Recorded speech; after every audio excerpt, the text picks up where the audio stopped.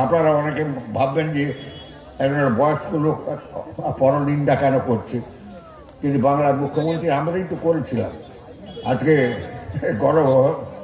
গণবস্ত্র হয়ে একবারে গণবস্ত্র হয়ে আপনাদের কাছে আমি থাকতে পারবো না, আমার দাঁড়াবার এখন শক্তি খুব কমে গেছে। গণবস্ত্র হয়ে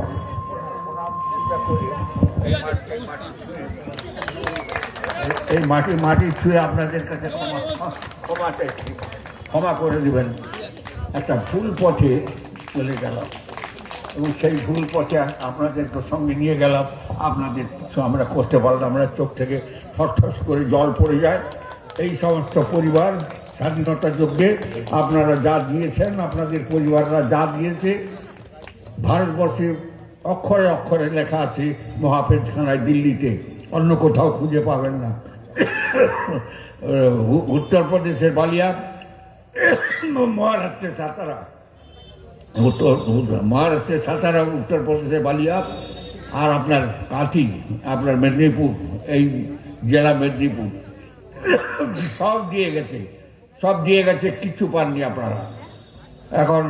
এখনও আমি আপনাদের কাছে বলছি, সরকারটা এনে দেন, 26 সালে সরকারটা এনে দেন, আমি বাঁচবো, অনেক দিন বাঁচবো। টেনে নিয়ে আসবো, হর করে টেনে আনবো, হর করে টেনে আনবো, হর করে টেনে আনবো। আমি জানি কোথায় কি করতে হয়। আমি নিয়েছিলাম বার্ধক্য ভাতাটা আপনারা, আচ্ছা, একটা ছোটোখাটো ব্যাপার, আপনারা প্রধান সঙ্গে কথা বলবেন, আমি ওইসব কথা বলিনি। আমি 2-5 হাজার কোটি, 10,000 কোটি, 20,000 কোটি টাকার কথা বলি। দিদিমণির দলের লোক যদি কেউ আসে তাকে জিজ্ঞাসা করুন, তারা জানতো 100 দিনের কাজ কি, তারা জানতো 100 দিনের কাজে কংক্রিটের কাজ হয়, জানতো রাস্তাঘাট, কখনো জানতো? এরা জানতো না।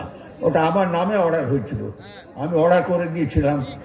মেদিনীপুরে তমলুকের একটা ডিস্ট্রিক্ট ম্যাজিস্ট্রেট ছিল মহিলা, আমি নাম ভুলে গেছি, আমার সঙ্গে তমলুক তর্ক বিতর্ক। এই যে কংক্রিটের রাস্তা, এটা আমার নামে অর্ডার হয়েছিল।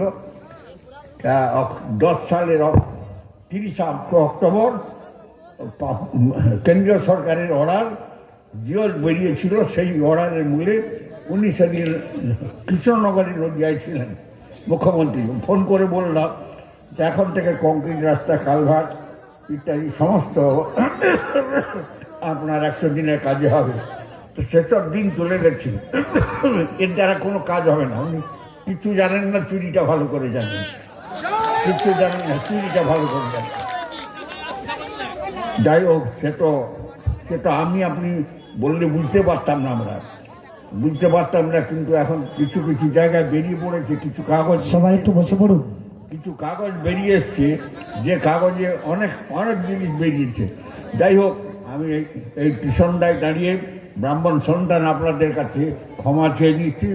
আমি ভুল করেছিলাম, আপনাদেরকে সেই পথে চালিত করেছিলাম, আপনারা ক্ষমা করবেন, দয়া করে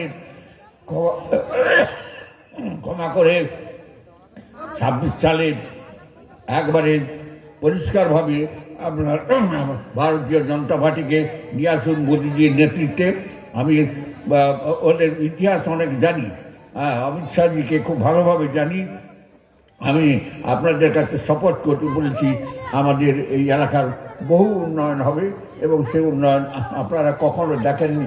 কেউ বলেছেন লক্ষ্মীর ভাণ্ডার, কি বলেছেন বার্ধক্য ভাতা, এসব জিনিস একবারে আর কখনো পাবেন না। এটা বলে দিয়েছে, এমএলএ বলেছে 1000 কোটি টাকা দেনা।